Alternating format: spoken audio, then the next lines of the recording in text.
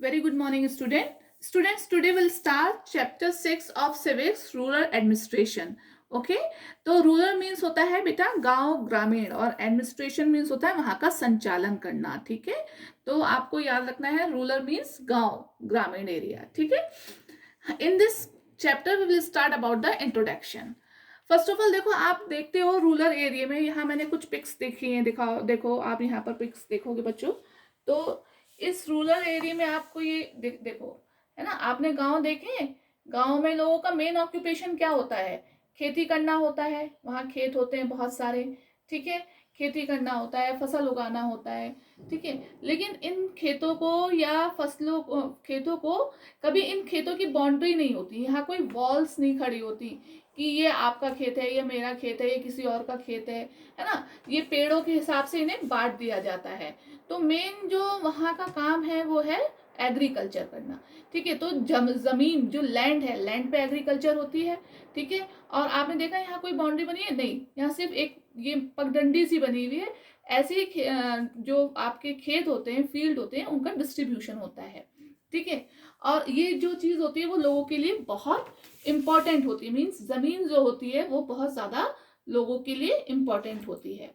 देखो जैसे यहाँ पर अब ये खेती करके इन्होंने फसल कट करी है ना. तो इस तरीके से रूरल एरिया में काम होता है. तो ये सब चीजें हमारे ग्रामीण उसमें आती हैं. ठीक है, अभी हम खेतों के बारे में बात कर रहे थे. तो खेतों में हमने जब देखा कि यहाँ कोई बाउंड्री वॉल नहीं होती, सिर्फ देखो ये पेड़ लगे हुए हैं, पगडंडी बनी हुई है, इनसे ही क्या है, खेतों का डिस्ट्रीब्यूशन है. तो खेत किस में होते हैं? जमीन में होते हैं. तो जमीन जो है बहुत ज्यादा इंपॉर्टेंट हो जाती है गांव वालों के लिए, विलेजर्स के लिए. ठीक है, अब बहुत सारे लोग ऐसे होते हैं, कुछ लोग ऐसे होते हैं जो एक दूसरे की जमीन को क्या करना शुरू कर देते हैं, ऑक्यूपाई करना शुरू कर देते हैं, उसको हथियाना शुरू कर देते हैं, उस पर कब्जा करना शुरू कर देते हैं. ठीक है, क्योंकि किसी चीज का देखो यहाँ कोई बाउंड्री तो है नहीं, तो ये तो नहीं होगा कि ये तुम्हारी जमीन है या मेरी जमीन है. तो इस तरीके से लोग जो हैं वो जमीनों पे कब्जा करना शुरू कर देते हैं. ठीक है, अब जब ये कब्जा होने लगता है, एक दूसरे को ऑक्यूपाई करने लगते हैं, कॉन्फ्लिक्ट्स होने लगते हैं, झगड़े होने लगते हैं, तो इनको सॉर्ट आउट करने के लिए क्या होता है, पुलिस स्टेशन की जरूरत पड़ती है. तो हम इस चैप्टर में क्या करेंगे, अब हम अपने बेसिक पॉइंट्स डिस्कस करेंगे. तो ये जो कॉन्फ्लिक्ट्स होते हैं, जो लैंड्स के ऊपर जो कॉन्फ्लिक्ट्स होते हैं, वो कहाँ पर सॉर्ट आउट किए जाते हैं? पुलिस स्टेशन में. ठीक है, अब पुलिस स्टेशन में ये कॉन्फ्लिक्ट सॉर्ट आउट होते हैं. देन हम इसमें बेसिक पॉइंट्स में हम लैंड रिकॉर्ड्स भी पढ़ेंगे.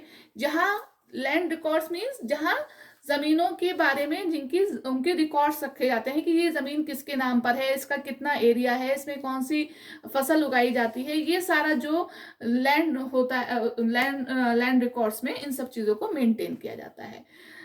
Then will study about the patwari. अब पटवारी कौन होता है? देखो, जो ये सब लैंड रिकॉर्ड्स मेंटेन करता है, ठीक है, ये गवर्नमेंट ऑफिसर होता है और उसको अपॉइंट करा जाता है. स्पेशली हर गांव के लिए अलग अलग होते हैं ये. ठीक है, तो उनको ये सब कुछ रिकॉर्ड मेंटेन करने वाला जो पर्सन होगा, दैट इज कॉल्ड अ पटवारी. पटवारियों को दूसरे जो और लोग हेल्प आउट करते हैं वो क्या कहलाते हैं? तहसीलदार कहलाते हैं. ठीक है, तो ये कुछ पॉइंट्स हैं. अब जैसे right of property to women. अब जब वुमेन को प्रॉपर्टी का राइट मिला, मींस प्रॉपर्टी में उनको अधिकार मिलना शुरू हुआ, तो जो वुमेन की जो कंडीशंस थी, वुमेन की जो स्थिति थी, और चेंज हुई और पावरफुल हो गई. तो ये सारे जो बेसिक पॉइंट्स हैं वो हम अपने इस चैप्टर में क्या करेंगे? स्टडी करेंगे. ठीक है, तो हमारा फर्स्ट ऑफ ऑल जो पॉइंट आता है वो क्या आता है?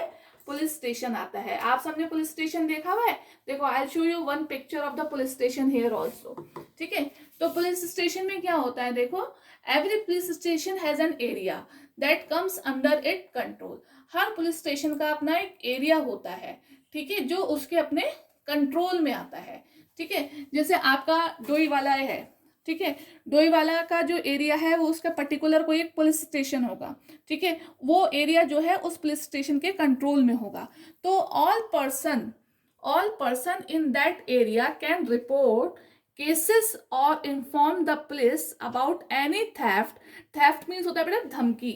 Okay, accident, injury, fight etcetera. तो उस एरिया के जो पुलिस, जो वहाँ का मेन पुलिस स्टेशन है और उसके अंडर में जो भी एरिया आता है, उस एरिया में अगर कोई भी किसी एक दूसरे को धमकी देता है या कोई एक्सीडेंट हो, है ना, चोरी होती है, एक्सीडेंट होता है, इंजरी होती है, ठीक है, या लड़ाई झगड़े होते हैं, तो उन सबकी इंफॉर्मेशन किसको, कहाँ दी जाती है, उस पर्टिकुलर पुलिस स्टेशन में वो इंफॉर्मेशन दी जाती है, ठीक है। It is the responsibility of the place of that station to inquire, to investigate and to take action on the case.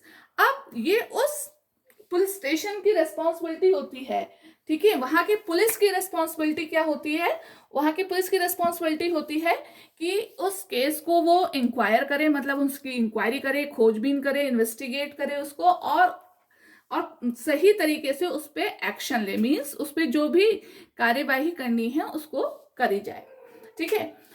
Now the station head officer or SHO is the person in charge of any police station. हर एक police station का अपना SHO होता है जो उसका main head officer होता है, जो भी और उसके अंडर में पुलिस मैन जो होते हैं वो आके उसको इन्फॉर्म करते हैं, ठीक है।